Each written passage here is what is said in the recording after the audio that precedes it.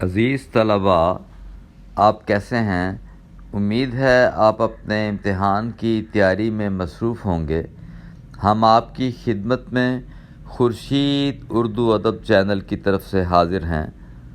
آج ہم آپ کے لیے ایک بڑا ہی اہم سبق لے کر حاضر ہوئے ہیں، جس کا نام ہے مرزا نکتہ۔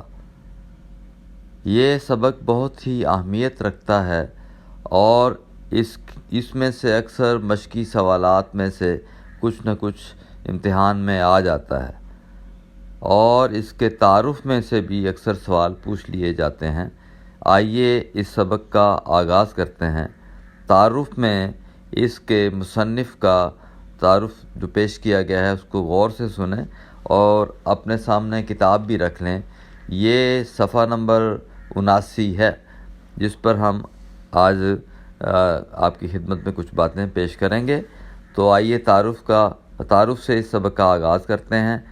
کنہیا لال کپور 27 جون 1910 کو چک نمبر 488 لائل پور موجودہ فیصل آباد میں پیدا ہوئے۔ اب یہ جو چند لائنوں کا تعارف پیش کیا گیا ہے، اس میں سے آپ نے خود ہی کم از کم 7 MCQs یعنی کثیر الانتخابی سوالات ترتیب دے لینے ہیں، خود ہی بنانے ہیں، جیسے آپ ہمیشہ بناتے چلے آ رہے ہیں۔ آپ کو اب اچھا خاصا آپ کو اس میں مہارت حاصل ہو گئی ہے، اور امید ہے اب آپ اس کو بنانے میں کوئی مشکل پیش نہیں آئے گی۔ تو سب سے پہلی بات یہ ہے کہ آپ یعنی کنہیا لال کپور 27 جون 1910 کو چک نمبر 488 لائل پور جو ہے وہ اب اس کا موجودہ نام ہے فیصل آباد میں پیدا ہوئے، ٹھیک ہے۔ گورنمنٹ کالج لاہور سے 1934 میں MA کیا، یعنی تعارف میں لکھا ہوا ہے کہ کنہیا لال کپور نے گورنمنٹ کالج لاہور سے 1934 میں MA کیا۔ DAV کالج لاہور میں 1934 تا 1947 لیکچرار رہے، اور DM موگا کالج کے پرنسپل بھی رہے۔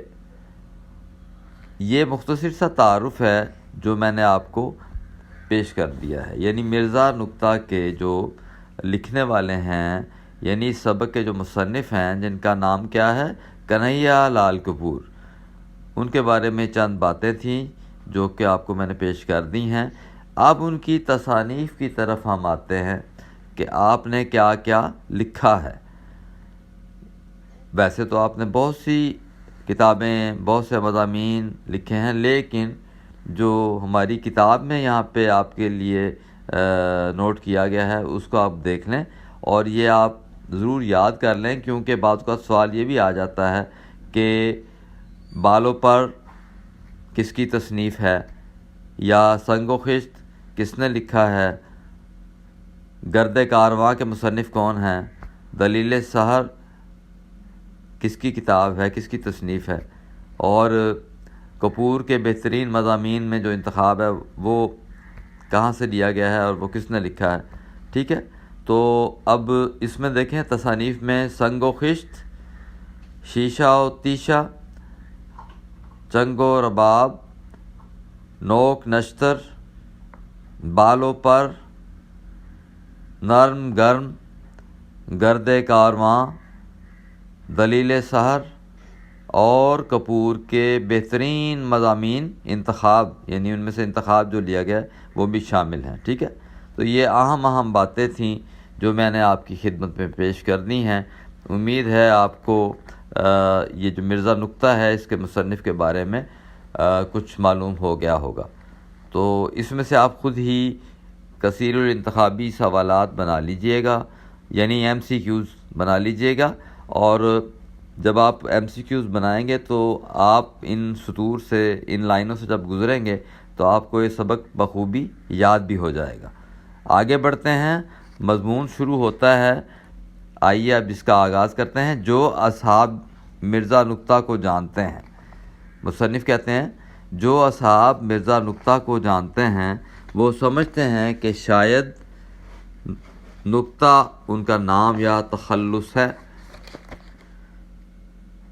جو اصحاب مرزا نقطہ کو جانتے ہیں وہ سمجھتے ہیں کہ شاید نقطہ ان کا نام ہے یا ان کا تخلص ہے، حالانکہ یہ ان کا لقب ہے۔